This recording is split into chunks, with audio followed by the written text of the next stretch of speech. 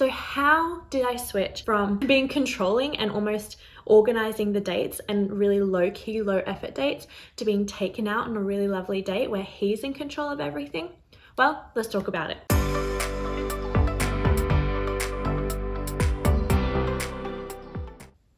Hello and welcome to Faithfully Feminine. My name is Talia and I'm so glad you're here. At this channel, we talk about faith, femininity, polarity, and creating really healthy relationships with the masculine and feminine around us. We also talk a little bit about wellness and self-development. If that's something that interests you, please subscribe. I would love to have you as a part of our community. Now, today I'm going to be talking to you about how we as women can be more feminine in our dating experience. Sometimes it's really easy to be feminine when you're by yourself or in certain situations around your family or where you're comfortable. But learning to be feminine, especially if you're used to being quite independent and having your guard up, can be really tricky in relationships, especially if you feel a little bit intimidated or threatened by men. So let's talk about it. I've got a few tips for you as well as a mindset perspective shift, and I think it will be really helpful for you based on my own personal experience. Now, I would like to take you back to 2020, 2019, when I was 21, 22, and I was dating and not in any serious relationships, but just figuring myself out, figuring out who I liked. And really often, this is how my dating life would go. I would meet someone and we would connect via Instagram or Facebook and get each other's numbers. And then we would message for a little while and then just see if something happens. And then eventually the guy would be like, oh, do you want to hang out? And I'd be like, sure, let's go here. And I would make the decision of where to go. And I would get quite anxious in my dating. And when we would go on this date, I would be in such control of it and I would be asking the questions, I'll be controlling the conversation. I was making sure to hit all the boxes and make sure there was no awkward silences. I called it at the end of the date, and then I'll go home and I'll be like, okay, am I going to like this person or am I not going to like this person? Does he like me? And it's like in all of my, and this was like multiple over and over again. And all of the times, I would choose a place and it would be like Zambro's, which is like a burrito takeaway place for those of you who don't know it. I made all the decisions and these dates were low key and low effort from the man's side. And then I would end up feeling anxious and not sure where I stood, not sure what's going on. And then that would make me really tense and feel quite masculine and not be able to let go.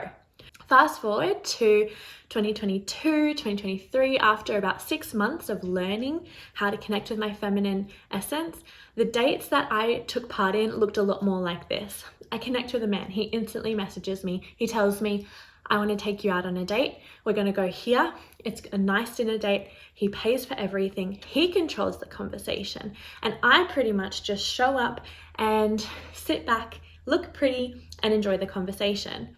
And then at the end of the date, I go, okay, I know his intentions. Am I going to pursue this or am I going to shut it off? And very quickly I knew based on that date whether this would continue, and I would cut it off pretty quickly if it didn't. And if I thought it would continue, I would give it a little bit more time. But I set this precedent of easefulness, of he does the work, he chases me. So how did I switch from being controlling and almost organizing the dates and really low-key, low-effort dates to being taken out on a really lovely date where he's in control of everything? Well, let's talk about it. Here's the sum of it, and I'm going to talk about it a bit more because it seems too simple and easier said than done. But I learned to let go. I learned to surrender and let things be. So much easier said than done. So I'm going to give you a few tips. I think I have 3 tips on how to feel safe enough and calm enough and peaceful enough to just let go of your dating life and allow the right person to come at the right time. In order for me to be able to let go and trust, I had to learn how to create a healthy relationship with the masculine. If I could learn to trust the masculine and see the good in masculine, it became 1,000 times easier to let go and trust men in my life. And not just men, but God. So first, To learn how to repair your relationship with the masculine, you need to reflect on what you already believe. So have a little think. What generalizations do you make about men? And be honest here, I would be really surprised if they weren't negative, purely based on the culture that we live in that perpetuates so much criticism and condemnation on men for everything they do. Society is so negative on men. So it really is just a byproduct if you've been raised in that to have negative ideas of them. And then also your life. You've probably had men let you down because every human is imperfect and they will let you down. And sometimes you can take a singular thing that one man has done and apply that to every other man. So have a think. What are your generalizations? Back in a couple of years ago when I started this journey, I was reflecting myself and I realized that I found men unsafe. I assumed every man thought about me sexually, every man. And I felt unsafe around every man because I was so worried that they were sexualizing me. I was worried about what I wore in front of them and I couldn't relax around them because I felt like I was prey and they were the predators. I also felt like men lied and they cheated because men around me had done that before. I had very, very little trust in men. And I applied that to all the men that I dated. So when I would go on dates or start dating someone, I would be in control. I would choose where we were going. I would choose what we were talking about because I didn't trust men to be able to look after me properly. I didn't feel safe enough to let them be in control. Now, once you've identified your conceptions about men, like what you think about them on general, I really want you to have a think. Do you really want to walk through life labeling 50% of the population in such a negative light? Do you want your dating life to reflect such negative ideas? Because truthfully, if you believe those things, those are the things you're going to attract, and that is what you are going to pull out of men. It's the law of attraction. So you need to really decide, do I want to continue believing this about men? If you want to stop believing this about men, and if you want to change your perspective and shift, here's what you need to do next. So my tip number 2, you need to decide what you're going to look for in men to shift your perspective. There are and were so many good men in my life. There were men who made mistakes, but were generally good men and took good care of me. But I was so hurt and so caught up in the way that I was treated by them at that particular time that I wasn't able to see any good in them. So people make mistakes and you need to understand that. If there's a man in your life who is absolutely horrendous and not a good person, we're not talking about him. There are millions of good men out there. I know. I am married to one. I have them in my family. I have friends that are good men. Now you need to decide what you're going to look for when you're dating or when you're just around your friends or your family. Are you going to look for opportunities to criticize them and reinforce the idea that they're unsafe or they're toxic or whatever it is that your belief is? Or are you going to look for the good? I decided in my journey to look for the good, the most noble, the most honorable in men. I looked for how men looked after me, how they were protective. I looked at how strong they are, how fast they are. I looked at how determined and straightforward they are, and I admired in them their ability to be ruthless where I couldn't be, where I was too emotional, where they could be logical, where I was a bit chaotic. I decided on these qualities that I know men are and I know good men are, and I focused on them. So then what I started to do was in every area of my life, I analyzed the men who initially I would feel unsafe about, and I called out the good in them in my brain. And so I would look at, say, like my dad, and he would be working really hard. Maybe he, like at one stage in my life, I'd be like, oh, he works too hard. But then I would start looking at him and be like, he's working so hard to provide for me and his family. And I would see in my mates who would change their language around me and change what they joked about and stop swearing so much around me because they were trying to protect me, because they know that I don't like swearing and I don't like crude jokes.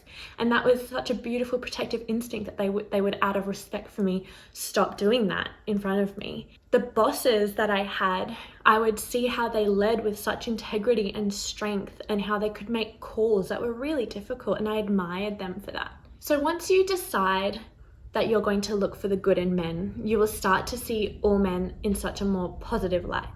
That will have so many good repercussions. You'll attract more men because they'll feel safer around you. They won't feel criticized, but you'll also be happier in general because you're not going to be constantly looking for negative things. Now, here's the part where you can learn to let go. When you've decided that you're going to look for good, you need to try and find the positive masculine in everything. So you've decided on the aspects of masculinity that you love, that you think are great.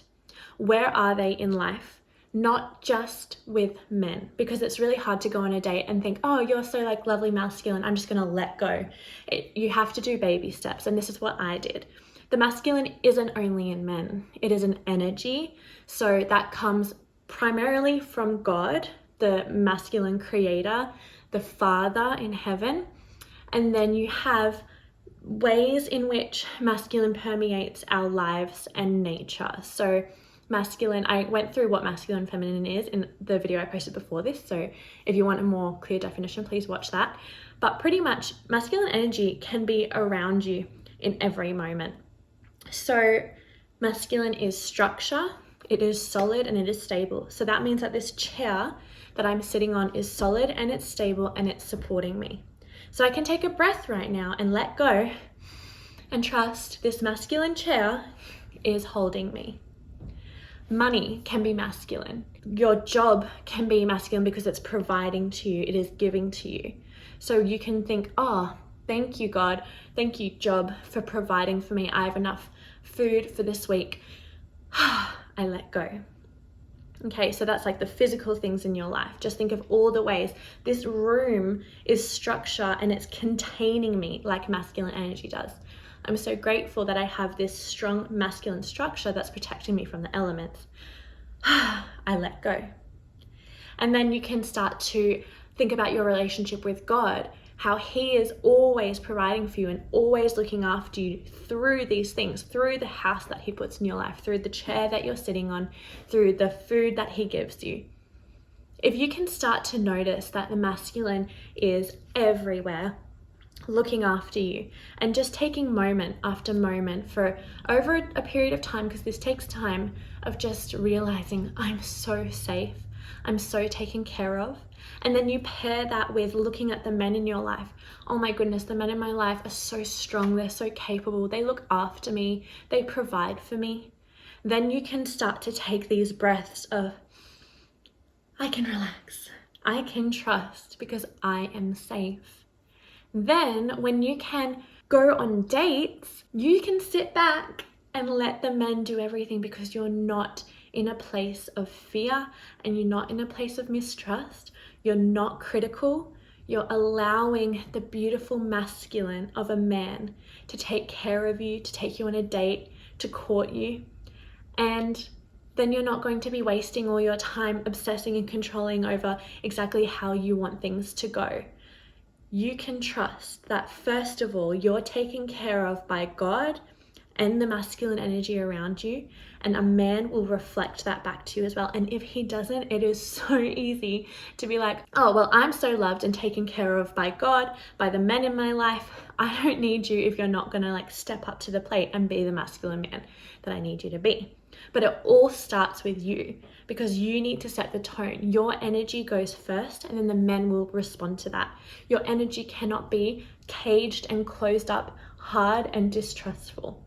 That will not help you be feminine and trusting in your relationship.